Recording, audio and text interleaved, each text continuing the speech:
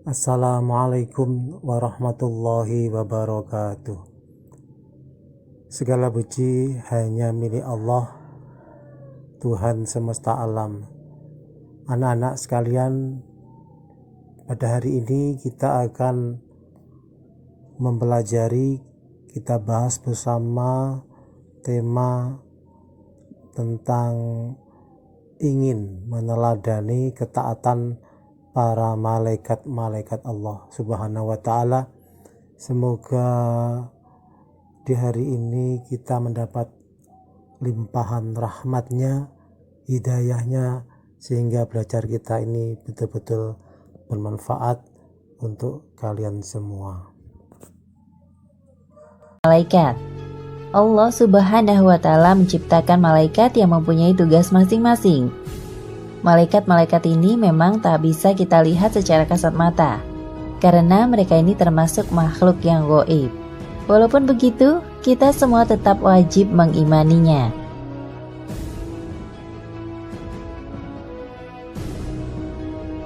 Malaikat diciptakan oleh Allah dari nur atau cahaya.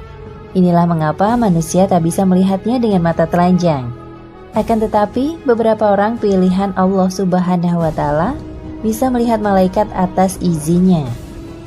Contohnya adalah Nabi dan Rasul zaman dulu. Selain itu, para malaikat ini selalu patuh kepada Allah dan tak pernah mengingkarinya, sehingga mereka tak pernah berbuat dosa. Sebenarnya jumlah malaikat sangat banyak, namun yang mengetahui pastinya hanya Allah Subhanahu wa Ta'ala. Adapun yang wajib kamu yakini ada 10 dengan tugasnya masing-masing. Berikut nama-nama malaikat tersebut dan tugasnya masing-masing.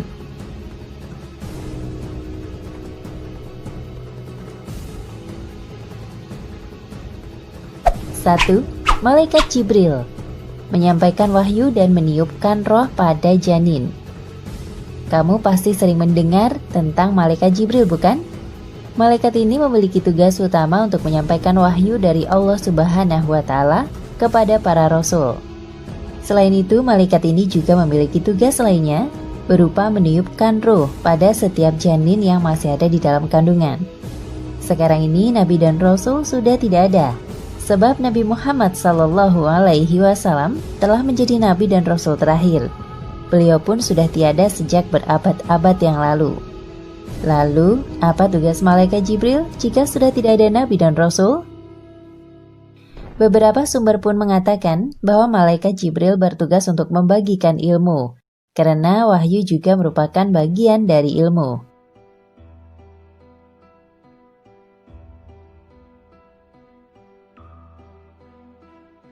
Dua, malaikat Mikail. Tugasnya memberikan rezeki pada makhluk di dunia. Malaikat selanjutnya adalah malaikat Mikail. Tugas utama dari malaikat Mikail adalah memberikan rezeki kepada seluruh makhluk hidup yang ada di bumi. Jadi rezeki tersebut tak hanya untuk manusia saja, karena bentuk rezeki dari Allah itu bermacam-macam. Selain membagikan rezeki, malaikat Mikail juga mempunyai tugas untuk mengatur hujan, angin, dan juga tanaman. Semua kendalinya ada di tangan malaikat Mikail atas izin Allah Subhanahu wa Ta'ala.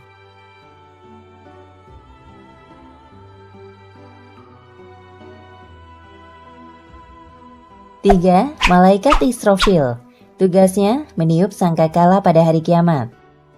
Malaikat ketiga yang harus kamu imani adalah malaikat Israfil. Malaikat ini mempunyai tugas utama untuk meniupkan sangkakala pada hari kiamat nanti. Sangkakala sendiri adalah sejenis terompet, di mana saat Allah menyuruh malaikat Israfil meniup sangkakalanya ketika hari kiamat tiba, maka seluruh makhluk hidup bernyawa di dunia akan mati. Kemudian, Allah akan menghidupkan malaikat Israfil kembali dan menyuruhnya untuk meniup terompetnya lagi. Tiupan kedua ini berisi semua roh makhluk hidup yang nyawanya sudah tercabut. Setelah terompet ditiup, roh akan kembali ke jasad masing-masing dan hidup kembali. Pada saat inilah yang dinamakan dengan hari kebangkitan.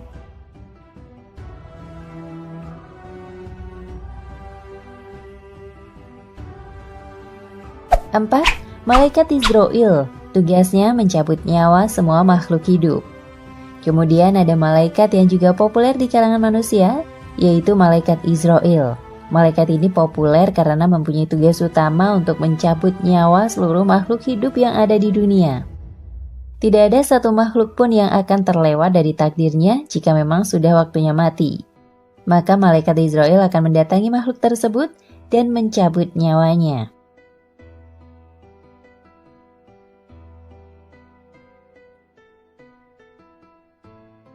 5. Malaikat mungkar. Tugasnya menanyai orang di dalam kubur. Selanjutnya adalah malaikat mungkar. Jangan pernah berpikir bahwa kehidupanmu akan berakhir begitu saja setelah meninggal dan dikubur. Kamu masih harus menghadapi malaikat mungkar yang akan menanyai perihal keimananmu. Malaikat mungkar ini hanya akan mendatangi seseorang yang selalu berbuat keburukan selama hidupnya. Malaikat mungkar diceritakan akan datang kepada manusia yang sudah dikubur dengan wujud yang menyeramkan. Ia membawa godam sebagai senjata. Jika orang tersebut tak bisa menjawab pertanyaannya, maka manusia tersebut akan dihantam dengan godam hingga hancur. Kemudian dibangkitkan dan ditanyai kembali. Jika masih tidak bisa menjawab, akan dihancurkan lagi. Begitu seterusnya hingga hari kebangkitan tiba.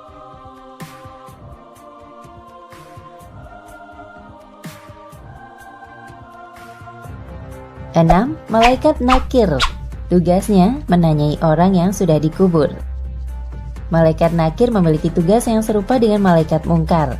Bedanya, ia hanya mendatangi orang yang berbuat baik selama hidupnya. Ia juga memiliki wujud yang lebih indah untuk dipandang. Orang-orang yang didatangi oleh malaikat nakir ini akan masuk ke dalam surga.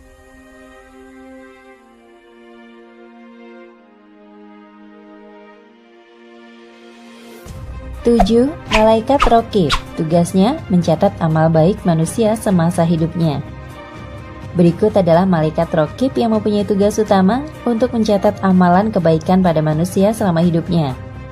Ingatlah bahwa semua perbuatan di hidupmu akan dicatat oleh malaikat dan mendapatkan balasannya kelak.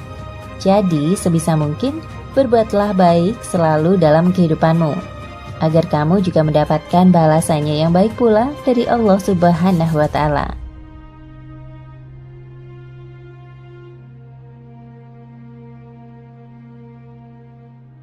8. Malaikat Atid. Tugasnya mencatat amal buruk manusia. Berkebalikan dengan malaikat Raqib, malaikat Atid ini mempunyai tugas untuk mencatat amal